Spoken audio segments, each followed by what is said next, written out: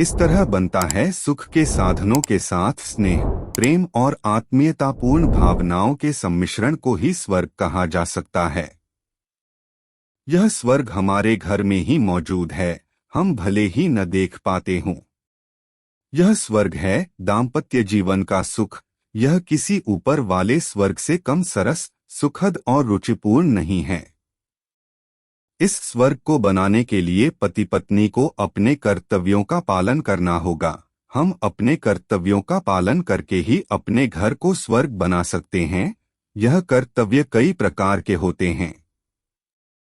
दाम्पत्य जीवन का महल मनुष्य की अनेकों कोमल एवं उदार भावनाओं, विचारशीलताओं तथा सत्प्रवृत्तियों पर खड़ा होता है।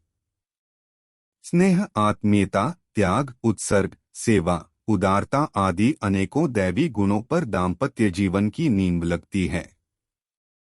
दाम्पत्य जीवन यथार्थ की धरती पर कर्तव्य और उत्तरदायित्व का सम्मिलित रूप है, जो स्त्री और पुरुष के परस्पर स्नेह, आत्मीयता, त्याग, बलिदान, जीवन की कठोरताओं और शुष्क मरुभूमियों को भी सींचकर उन्हें सरस और स्वर्गीय बना देता है।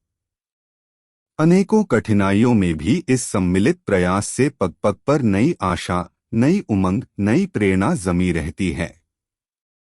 पुरुष नारी की सरलता, सहिष्णुता, त्याग, सेवा से सशक्त बना रहता है, तो नारी पुरुष के स्नेहपूर्ण संरक्षण, आत्मीयता, आदर सम्मान को पाकर सबला, देवी, गृहिणी के रूप में प्रतिष्ठित होती है।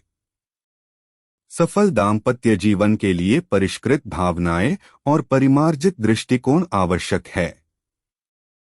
स्त्री पुरुष के स्वभाव मिलते हों, एक दूसरे के लिए आत्मदान की भावना हो, तो अल्प साधन, कम शिक्षा और स्वल्प सौंदर्य वाले दंपति भी मस्ती का, हंसी खुशी का जीवन जी सकते हैं। विवाहों में जो कर्मकांड, आदर्श और संस्कार डाले जाते हैं, उनका उद्देश्य भावनात्मक दृष्टि से स्त्री और पुरुष को चारों ओर से खींचकर एक केंद्र बिंदु पर लाना ही होता है।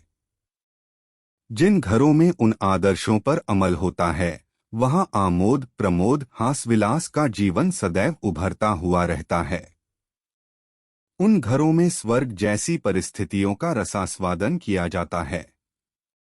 दाम्पत्य जीवन की सफलता के लिए भावनात्मक परिष्कार का उद्देश्य स्त्री पुरुष को नेक और सुशील बनाना होता है। पुरुष में पुरुषत्व के, स्त्री में स्त्रीत्व के गुण विद्यमान हो तो कोई कारण नहीं कि दाम्पत्य जीवन सुख से न बीते।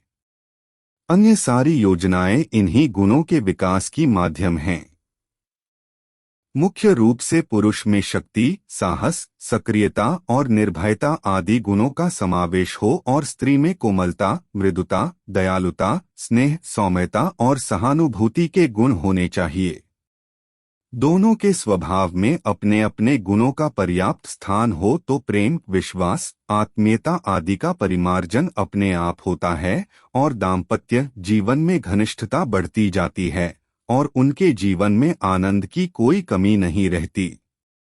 ऐसे ही घरों में श्रेष्ठ और सद्गुणी संतानें जन्म लेती हैं और उनसे सामाजिक एवं राष्ट्रीय जीवन सुखी एवं समुन्नत होता है। इसलिए दाम्पत्य जीवन को पवित्र बनाना, उद्देश्यपूर्ण रखना प्रत्येक गृहस्थ का मूल धर्म कर्तव्य है।